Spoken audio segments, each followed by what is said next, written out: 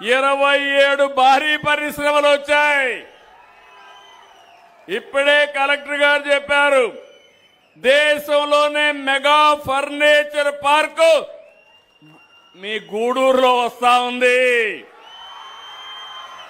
1000 ఎకరాలు పక్కనే, దీని పక్కనే వస్తా ఉంది. 1000 ఎకరాల్లో 10,000 మందికి ఉపాధి కల్పించబోతున్నారు. 3,500 కోట్లు కేంద్రం రాష్ట్రం కలిసి ఖర్చు పెట్టబోతున్నారు. ఒకసారి శ్రీ సిటీ చూడండి, దేశంలోనే ఒక ఆదర్శం. ఈ మధ్య కాలంలో పెట్టుబడులన్నీ మన రాష్ట్రానికే వస్తున్నాయి. దేశానికి వచ్చిన పెట్టుబడుల్లో 25.5% ఒక్క రాష్ట్రానికి వచ్చాయంటే అది ఈ ప్రభుత్వం యొక్క చొరవని మీ అందరికీ తెలియజేస్తున్నా. ఒకప్పుడు పెట్టుబడులు పారిపోయినాయి, ఇప్పుడు పెట్టుబడులు ఎదుర్కొంటా వస్తున్నాయి. అంటే దీనికి కారణం పోయిన నమ్మకాన్ని మళ్లీ తీసుకొచ్చాం. ఆ నమ్మకంతో పెట్టుబడిదారులు ముందుకు వస్తున్నారు. ఇంకో పక్క national highways, state highways, railway corridor, రేపు రాబోయే రోజుల్లో నెల్లూరు మొత్తం చెన్నై నుంచి ఇచ్చాపురం వరకు 4 లేన్ రైల్వే ట్రాక్ వస్తుంది. ఒక ట్రాక్ లో ఫాస్ట్ ట్రైన్ పోతా ఉంటుంది, ఒక ట్రాక్ లో రైల్వే క్యారియర్ అంటే రైల్ కార్గో వెళ్తుంది. లోకల్ ట్రైన్ కావాలంటే ఇంకొక లైన్లో వెళ్తుంది. గుంటూరు ఎప్పుడు కూడా ఫేమస్. దానికి కారణం ఇక్కడ రైల్వే కేంద్రం ఉండడం. భవిష్యత్తులో మీరు రాబోయే రోజుల్లో అన్ని పోర్టులకు అనుసంధానం చేస్తాం.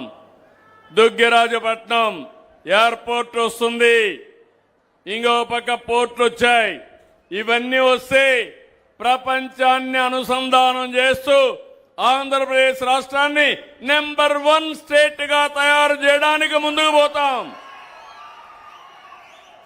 ఇదే కాదు, నేను ఎప్పుడు కూడా సాగునీటికి కూడా ప్రాధాన్యత ఇస్తున్నాను.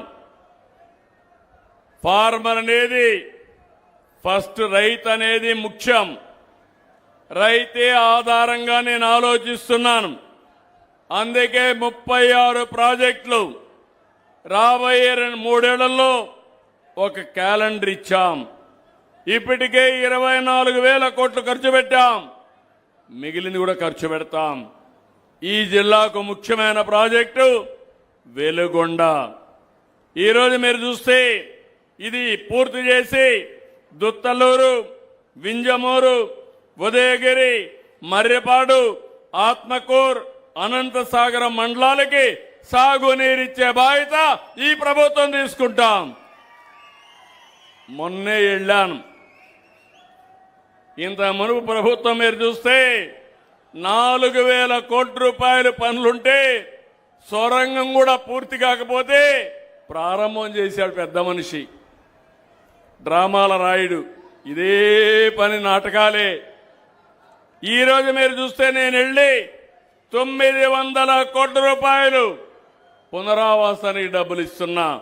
మొన్నే 300 రిలీజ్ చేశాను, తొందరలో 600 రిలీజ్ చేస్తాను. మొత్తం కలిసి 2,500 కోట్ల రూపాయలు ఖర్చు పెట్టి ఫేజ్ 1 పూర్తి చేసి ఫేజ్ 2 కూడా పూర్తి చేసి వెలుగొండ పూర్తి చేసే బాధ్యత ఈ ప్రభుత్వానిది. ఇంకొక పక్క పెన్నా సర్వేపల్లి రిజర్వాయర్ని కూడా ఈ ఏడాది డిసెంబర్ కంతా పూర్తి చేస్తాం. మీరు ఒక విషయం గుర్తుపెట్టుకోవాలి, మీలో కూడా ఒక చైతన్యం ఉండాలి. సంక్షేమం, అభివృద్ధి, సాధికారత ఇది ఒక సైకిల్ కింద వెళ్తుంది.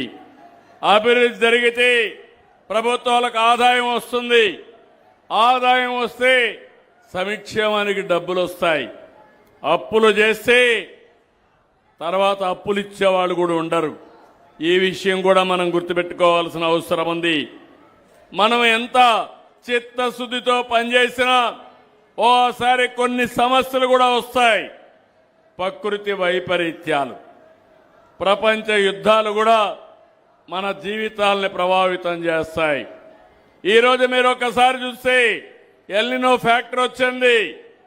యూరోప్ అంటే మీకు ఒకటి గుర్తుంటుంది, ఇది మన ఊర్లో వచ్చిన సమస్య కాదు, ప్రపంచాన్ని ఏదిస్తున్న సమస్య. ఎప్పుడు కూడా యూరోప్లో మంచు ఉంటుంది, అదే మరి ఎండ తక్కువ ఉంటుంది, సమ్మర్లో కూడా 30 డిగ్రీల కంటే తక్కువ ఉంటుంది. అలాంటి దేశంలో 45-50 డిగ్రీలకు వెళ్ళిపోయింది. కార్లు రోడ్డు మీదకి పోతే టైర్లు పగిలిపోయే పరిస్థితికి వచ్చాయి, ట్రైన్లు కూడా నడవలేని పరిస్థితికి వచ్చాయి. నేను మొన్న విజయవాడలో ఎక్కువ ఎండుంటే నేను నీళ్లు చల్లించాను, మీరు చూసుంటారు. అది ఇప్పుడు యూరోప్లో చేసే పరిస్థితికి వచ్చారు. వాళ్ళు కూడా రోడ్డు అంతా నీళ్లు కొట్టించి రోడ్లు చల్లబరిచే పరిస్థితికి వచ్చారు. అంటే నేను ఎందుకు చెప్తున్నానంటే, ఈరోజు మీరు గుర్తుపెట్టుకోవాల్సింది, పోయిన సంవత్సరం వర్షాలు పడ్డాయి, గోదావరి కృష్ణ నదులన్నీ పొంగి ప్రవహించాయి. నేను కూడా అన్ని రిజర్వాయర్లు నీళ్లు పెట్టి 65% నీళ్ని నిల్వ చేశాను. కానీ ఈ సంవత్సరం జూన్ అయిపోయింది, జూలైకి వచ్చాం, గోదావరిలో నీళ్లు రావడం లేదు, కృష్ణాలో నీళ్లు రావడం లేదు, ఆల్మట్టికి నీళ్లు రాలేదు. దీనికి కారణం పైన వర్షాలు పడలేదు. ఈ విషయం మీరు గుర్తుపెట్టుకోవాలి. మన చేతుల్లో వాతావరణం ఉంది. అందుకే ఈ సంవత్సరం మళ్ళీ నేను ఆలోచించి ఏదైతే రైతులందరినీ కూడా సిద్ధపరిచి జలధార కార్యక్రమానికి శ్రీకారం చుట్టాను. ఎక్కడ పడిన నీళ్లు అక్కడే భూగర్భ జలాలుగా మార్చాలి, భూమిని జలాశయంగా చేయాలి. ఇంకో పక్క కృష్ణ గోదావరి అనుసంధానం జరిగింది. భవిష్యత్తులో ఈరోజు ఈ రాష్ట్రంలో ఉండే అన్ని నదుల అనుసంధానం జరుగుతుంది. రేపు రాబోయే రోజుల్లో శ్రీశైలం కానీ నాగార్జునసాగర్ నుంచి కానీ నీళ్లు వస్తే మీ సోమస్యలకి కందలేరుకొచ్చి ఇక్కడ నీళ్లన్నీ కూడా కావేరి వరకు తీసుకుపోవాలని, గోదావరి కావేరి లింక్ చేయాలని కేంద్రం ఈ రాష్ట్ర ప్రభుత్వం కూడా ఒక సంకల్పంతో ముందుకున్నాం. ఇది వస్తే ఇక్కడ ఏ మాత్రం కూడా నీటి సమస్య ఉండదు. నేను ఒకటే మిమ్మల్ని కోరుతున్నా, నీరుండి, పోర్ట్లుండి, ఎయిర్పోర్ట్లుండి, భూములుండి, ఇవన్నీగా వేసుకొని బంగారు పండించే రైతాంగం, చదువుకున్న పిల్లలు మీరందరూ అనుకుంటే పేదరిక సమస్య పరిష్కారం ఒక పెద్ద ఇష్యూ కాదు. ఇంకొక విషయం గుర్తుపెట్టుకోవాలి, ప్రపంచంలోనే పెను మార్పులు వస్తున్నాయి. కరెంటు విషయంలో ఒకప్పుడు మీరు చూస్తే ఎక్కడో కరెంటు ఉత్పత్తి చేస్తే మన దగ్గరకు వచ్చేది. మీ ఇల్లే కరెంటు ఉత్పత్తి చేసే కేంద్రం ఇప్పుడు సోలార్. మీ పొలమే కరెంటు ఉత్పత్తి చేసుకునే కేంద్రం. ఈ విషయంలో కూడా మీరు సహకరించాలి. మీరు డబ్బులు పెట్టాల్సిన పని లేదు, కానీ చైతన్యంతో ముందు పోతే ఇవన్నీ సాధ్యం. ఈరోజు యుద్ధం వల్ల ఎక్కడికక్కడ చమురు ధరలు పెరిగాయి, కానీ కేంద్రం కూడా ముందుకు వచ్చి రాబోయే రోజుల్లో మొక్కజొన్నతో ఎథనాల్ కూడా తయారు చేసే పరిస్థితికి వస్తున్నారు. మన కార్లన్నీ ఎథనాల్ ఉపయోగించుకుని పెట్రోల్ కాకుండా ముందుకు పోయే రోజులు తొందరనే వస్తున్నాయి.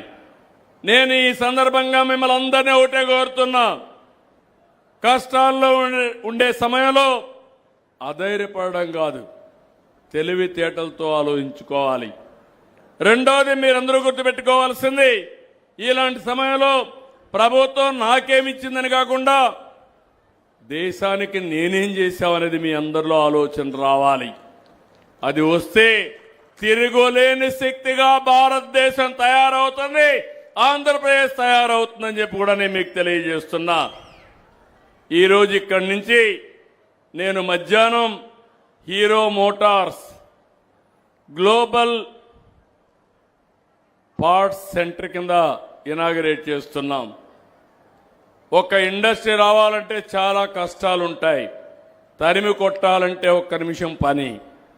ఇదే హీరో మోటార్ని నేను 16-17లో కర్ణాటకకు పోతా ఉంటే నేను వాళ్ళ ఇంటికి వెళ్ళి వాళ్ళ పెళ్లి జరిగితే ఆ ఇంట్లో ఆ కార్యక్రమానికి అటెండ్ అయ్యి నేను ఆ రోజు హామీ ఇచ్చాను, మీరు రండి, అన్ని విధాలు నేను సహకరిస్తానని. వాళ్ళు వచ్చారు, హీరో మోటార్స్ ఫ్యాక్టరీ పెట్టారు. ఈరోజు ప్రపంచానికి కేంద్రంగా ఆటో పార్ట్స్ తయారు చేసే హబ్ని మన ప్రాంతంలో పెట్టారంటే అది ఈ ప్రభుత్వం చూపించే చొరవ.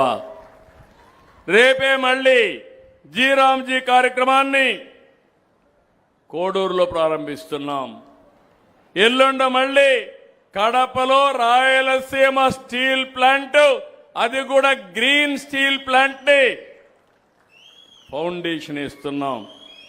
2028 దాన్ని కూడా పూర్తి చేయబోతున్నాం.